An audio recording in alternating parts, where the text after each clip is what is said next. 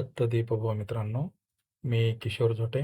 पुन्हा एकदा स्वागत आपल्या सर्वांच्या हक्काच्या चला शिकूया तंत्रज्ञ होऊया या यूट्यूब चॅनलवरती. UDIS पोर्टलवरील विद्यार्थी प्रमोट या संदर्भातील 2 यूट्यूब शॉर्ट्समध्ये आपण माहिती घेतली होती. पहिल्या भागामध्ये आपण पाहिलं होतं, की विद्यार्थी प्रमोट करण्यासाठी आपल्याला कोणती माहिती असणे आवश्यक आहे आणि दुसऱ्या भागामध्ये आपण पाहिलं होतं, की विद्यार्थी प्रमोट कसे करायचे. तर आज आपण पाहणार आहोत, की विद्यार्थी प्रमोट झाल्यानंतर पुढची स्टेप आपल्याला काय करायची आहे.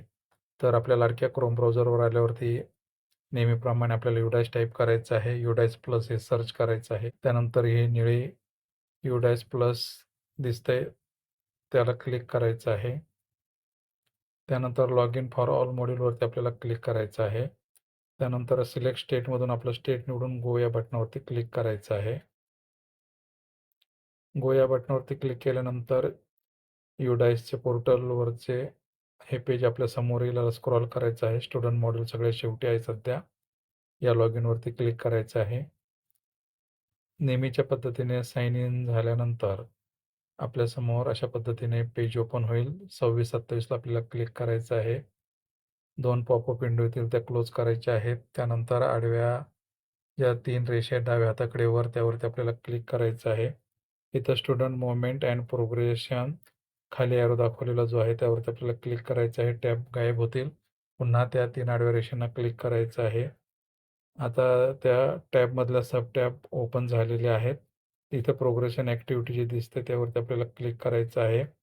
इथे गो हे बटन जे आहे प्रोग्रेशन मॉड्यूल त्याखाली त्या गोवरती आपल्याला क्लिक करायचं आहे. आता इथे आपल्याला आपला वर्ग तुकडी निवडून गो या बटनावरती क्लिक करायचं आहे.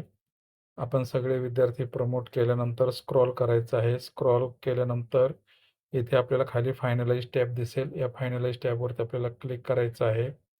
इथे क्लिक केल्यानंतर इथे आपल्याला सगळं डाटा दिसणार आहे. तो डाटा चेक करून घ्यायचा आहे. नंतर कन्फर्म या टॅबवरती आपल्याला क्लिक करायचं आहे. नंतर इथे आपल्याला पॉपअप मेसेज येईल, की आपले progression activity of all student of class जो असेल तो section has been successfully completed. ओकेवरती आपल्याला क्लिक करायचं आहे. अशा पद्धतीने आपल्या शाळेतील जे काही वर्ग आहेत ते सगळे वर्ग आपल्याला फायनलाइज करून घ्यायचे आहे. सर्व वर्ग फायनलाइज करून झाल्यानंतर इथे वर यायचं ते बॅकवरती आपल्याला क्लिक करायचं आहे. इथे क्लिक केल्यानंतर या ज्या पेजवर आपण आधी आलो होतो त्या पेजवरती आपण येणार आहोत प्रोग्रेशन मॉड्यूलमध्ये. इथे आपण व्ह्यू समरीवरती क्लिक करून इथे आपल्याला सगळी समरीसुद्धा इथे मिळणार आहे. टोटल एनरोलमेंट आणि कंप्लीटेड दिसत आहे. स्टुडंट प्रोग्रेशन डिटेल्स इथं आपण एक्सेल शीटमध्ये डाउनलोड करू शकतो. बॅकवरती यायचं आहे इथे. प्रोग्रेशन समरी सेक्शन वाईज यावरती जर आपण क्लिक केलं तर इथे आपल्याला फायनलाइज झालेले आपल्याला दिसतील सर्व वर्गानुसार. त्यानंतर पुन्हा इथे बॅकवरती आपण क्लिक करूयात. आता इथे फायनलाइज प्रोग्रेशन हे आलेलं आहे. फायनलाइज प्रोग्रेशनवरती आपल्याला क्लिक करायचं आहे. इथे क्लिक केल्यानंतर इथे आपल्याला काही इन्स्ट्रक्शन्स आहेत, ते इन्स्ट्रक्शन्स आपल्याला वाचून घ्यायचे आहेत. त्यानंतर इथे आपल्याला चेकबॉक्सवरती इथे क्लिक करायचं आहे आणि सबमिट या बटनावरती क्लिक करायचं आहे. सबमिट या बटनावरती क्लिक केल्यानंतर school progression finalise of the academic year 25-26 त्याला आपल्याला ओके करायचं आहे आणि इथे आपल्याला फायनलाइज डेट इथे दिसत आहे.